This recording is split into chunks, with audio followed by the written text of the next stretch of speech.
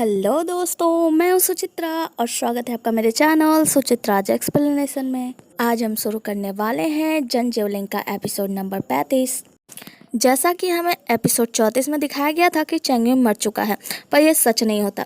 दादी माँ बहुत ज़्यादा रो रही होती हैं, जन की बातें याद कर रही होती हैं और कहती हैं फैंग फैमिली के लिए तुमने अपने आप को कुर्बान कर दिया।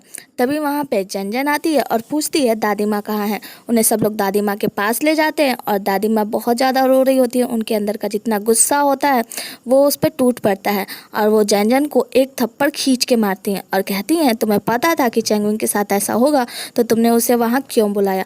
बहुत ज़्यादा गुस्से में होती है, बहुत ज़्यादा रोती है। फिर सभी लोग वहाँ से जितने भी लोग आए होते हैं चेंगमिंग के आखिरी दर्शन के लिए उन सभी लोगों को बाहर ले जाते हैं। बाहर जाके भी वो सारे लोग यही बात कर रहे होते हैं कि जन के वजह से ही फैंग फैमिली के बेटे चेंगमिंग की मौत हुई है। सबके जाने के बाद दादी माँ खूब ज़्यादा रो रही होती है बैठ के, तो जन उनके पास बैठती है और कहती है दादी माँ चेंगमिंग अभी जिंदा है। ये बात सुन के दादी माँ बहुत ज़्यादा खुश होती है और बाकी घर वाले भी बहुत ज़्यादा खुश होते हैं। फिर दादी माँ पूछती हैं कि आखिर चेंगमिंग है कहाँ, तो जन बताती है कि दादी माँ चेंगमिंग अभी जिंदा है और सुरक्षित स्थान पे है। मैं अभी आपको नहीं बता सकती कि वो कहाँ पे है, इसके कुछ रीजंस है। दादी माँ बहुत ज़्यादा खुश होती हैं और जन को गले लगा लेती हैं और जो युग्जवी होती हैं दादी माँ उसे भी माफ़ कर देती हैं और यहाँ पे सब कुछ ठीक हो गया होता है। सब कुछ ठीक हो जाने के बाद अगली सीन में हम देखते हैं जन और दादी माँ बैठ के बात करती हैं, जहाँ जन बताती है कि चूरंग ने बहुत ज़्यादा साजिश करी थी और फिर सब कुछ मैंने ठीक किया, इसमें बहुत ज़्यादा टाइम लग गया। इसके बाद से जन पूछती है कि दादी माँ मुझे आपसे ये पूछना था कि चूरंग ने हमारे पास एक मुहर छोड़ी थी, उस मुहर के अलावा क्या कुछ और भी ऐसा है जो चूरंग ने छोड़ा था। दादी माँ कहती हैं चलो मेरे साथ, और उसे लेकर एक गुप्त कमरे में जाती हैं। वो कमरा बहुत ही बड़ा होता है। दादी माँ कहती हैं मैं यहाँ कभी नहीं आई हूँ, पर अब मुझे आना ही पड़ेगा।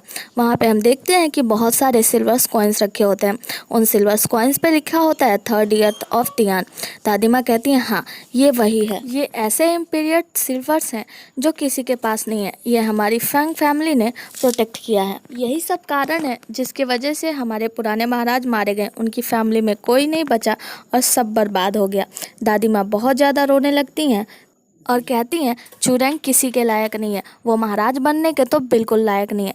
तभी जन कहती है पिताजी मैं आपकी मौत का बदला लूँगी, मैं इन सब को दिखा दूँगी और चूरंग को बिल्कुल नहीं छोड़ूंगी। और वो तभी दादी माँ कहती हैं ये तुम क्या बात कर रही हो। तो जन बताती है कि दादी माँ मैं आपकी पोती जन नहीं बल्कि चू जीवलिंग हूँ और मेरी जान आपकी पोती जन ने ही बचाई थी, उसकी वजह से मैं आज जिंदा हूँ। दादी माँ बहुत ज़्यादा रोने लगती हैं और उसके पास जाके कहती है तुमने ये सब पहले क्यों नहीं बताया, तुमने कितना कुछ सहा है, सबने मिलकर तुम्हें बहुत हार्म पहुँचाया है। फिर हम देखते हैं जन और जनर को, जो दोनों आपस में बात कर रहे होते हैं कि आखिर चूरंग ने इतना घटिया काम कैसे किया। अगर उसने इतनी सारे साजिश नहीं रची होती तो आज मेरे दादाजी और पिताजी दोनों जिंदा होते। दोनों बातें करते हैं और जन कहती है कि मैंने दादी माँ से बात कर ली है, दासंग चंग को हम और भी आगे लेकर जाएंगे। उसकी समझदारी पर जूजन बहुत ज़्यादा खुश होता है और दोनों एक दूसरे को गले लगाते हैं और जन जानर को किस करती है, जिस पे जानर शॉक हो जाता है क्योंकि इस बार पहली बार जन ने जानर को किस किया होता है। दूसरी तरफ हम देखते हैं कि जन दादी माँ सभी लोग बैठ के प्लान बना रहे होते हैं, जहाँ दादी माँ कहती हैं कि सबसे पहले तो यहाँ पे जितने भी शॉप वाले हैं उन लोगों को अलग करना होगा जो कैपिटल सिटी से आए हैं। जहाँ जन बताती है कि हमें डिवाइड एंड रूल खेलना होगा, मतलब लोगों को बांट कर, जिस पे उन लोग युग्जवी को विलन बनने के लिए कहते हैं। युग्जवी तैयार होती है, कहती है कोई बात नहीं मैं बन जाऊंगी। फिर हम देखते हैं कि मिस्टर गांव कुछ काम कर रहे होते हैं। तभी वहाँ पे उनका एक असिस्टेंट आता है और उनको बताता है कि बाहर कुछ चल रहा है, आप जल्दी चलिए और देखिए बवाल हो गया है। गाँव वहाँ बाहर जाते हैं। फिर हम देखते हैं युग्जवी एक बड़े से ढोलक पे बहुत जोर का डंडा पीट रही होती है और फिर वहाँ पे अपना डंडा फेंक के कहती है कि देखो मैंने 6 साल की उम्र से यहाँ पे मेहनत किया था। जब बच्चे खेल रहे थे तब मैं अकाउंटिंग सीख रही थी। मैंने अपनी फंग फैमिली के लिए बहुत कुछ किया है और मैंने अपनी सारी जिम्मेदारियाँ निभाई है और तुम लोग मुझे नासमझ कह रहे हो और तुम लोग मुझे ये कह रहे हो कि मैं अपनी शॉप बंद कर दूँ, ऐसा कभी नहीं हो सकता। तभी वहाँ पे दादी माँ और माँ आती हैं।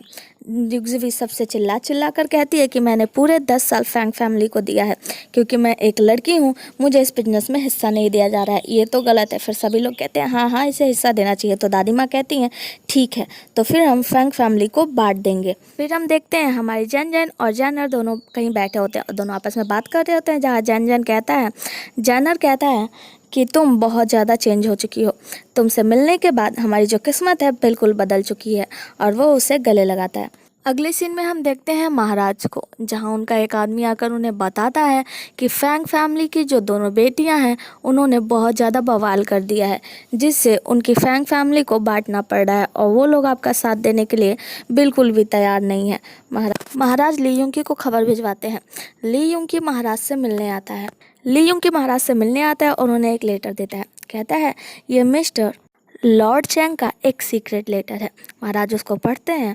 लेटर पढ़ के चुडेंग थोड़ा परेशान हो जाता है। कहता है लॉर्ड चैंग अभी तक सुधरे नहीं है, वो अभी भी नॉर्थ की मदद कर रहे हैं। और चुडेंग कहता है एक तो मेरे सर में दर्द हो रहा है क्योंकि मैं रात भर सो नहीं पाया हूँ, बहुत ज़्यादा टेंशन है भाई, बहुत टेंशन है। अगले सीन में हम जैन जैन और जैनर को देखते हैं, जो दोनों शहर तो आ गए होते हैं पर वो बाहर ही बैठकर नाश्ता कर रहे होते हैं। वहाँ पे कुछ खा पी रहे होते हैं और दोनों आपस में मीठी मीठी बातें करते हैं। जैन जैन मुस्कुराती है और कहती है मैं पहली ऐसी लड़की होंगी जिसका ग्रेव उसकी आंखों के सामने है और मैं जिंदा घूम रही हूँ। जैनर कहता है ऐसा कुछ नहीं है, जो भी हुआ ठीक है, पर अभी तुम ठीक हो।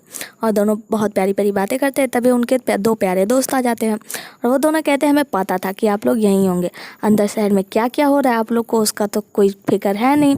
फिर वो लोग जब वहाँ से जाते हैं तो हम लोग देखते हैं दूर से ली यूंग की उन लोगों पे नज़र रख रहा होता है। फिर सभी लोग कोर्ट पहुंचते हैं, जहां लॉर्ड चैंग के ऊपर सभी मंत्री टूट पड़ते हैं। सभी लोग उनको दोषी ठहराते हैं और सभी लोग कहते हैं कि इन्हें अपनी पावर छोड़नी चाहिए। सभी लोग उन्हीं पे टूट पड़ते हैं और निंग उन जाओ जो होते हैं वो हर तरीके से उनको और चंजोलिंग को प्रोटेक्ट करने की कोशिश करते हैं, पर कुछ भी काम नहीं करता। सभी लोग इतना ज़्यादा उन पे टूट पड़ते हैं, लॉर्ड चैंग को अपनी मिलिट्री पावर छोड़नी पड़ जाती है।